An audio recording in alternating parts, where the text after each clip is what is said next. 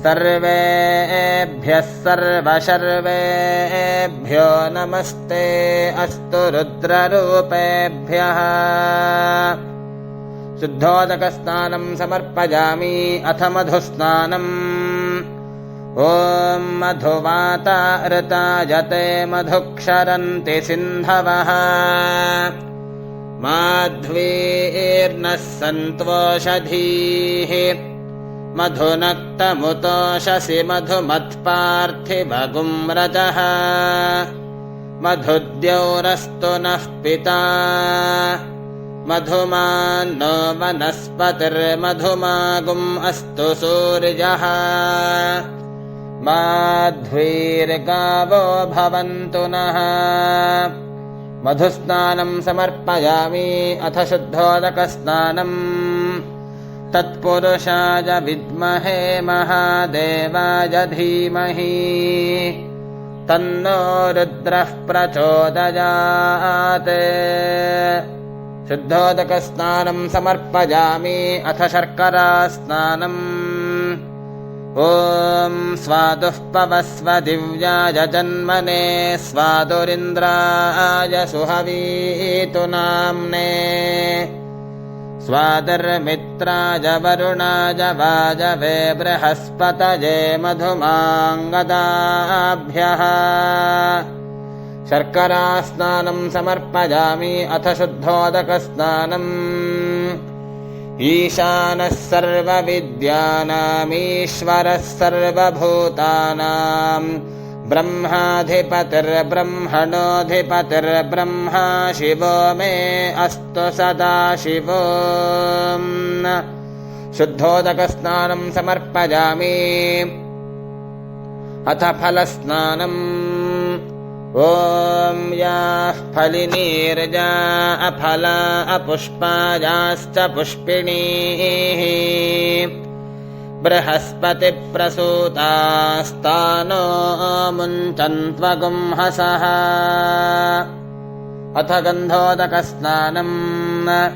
गन्धद्वारान्दुराधर्षान् नित्यपुष्टाङ्करीषिणीम् ईश्वरीगुं सर्वभूतानां तामिहोपह्वये श्रियम्। अथ पुष्पस्नानम्। योपां पुष्पं वेद पुष्पवान् प्रजावान् पशुमान् भवति। चन्द्रमा वा अपां पुष्पम् पुष्पवान् प्रजावान् पशुमान् भवति। अथ हिरण्योदकस्नानम्। तत्सुवर्णगुं हिरण्यमभवत्। तत्सुवर्णस्य हिरण्यस्य जन्म। य एव गुं सुवर्णस्य हिरण्यस्य जन्म वेद सुवर्ण आत्मना भवति। अथ भस्मोदकस्नानम्। ॐ मानस्तोकेतनये मान आजुषि मानो गोषु मानो अश्वेषु रीरिषः। वीरान्मानो रुद्रभामितो वधीर्हविष्मन्तो नमसा विधेमते। अथ दूर्वोदकस्नानम्। काण्डात् काण्डात् प्ररोहन्ति परुषः परुषः परी। एवानो दूर्वे प्रतनुसहस्रेण शतेन च। अथ शुद्धोदकस्नानम्। ॐ तच्छंयोरावृणीमहे गातुं यज्ञाय गातुं यज्ञपतये दैवी स्वस्तिरस्तु नः स्वस्तिर्मानुष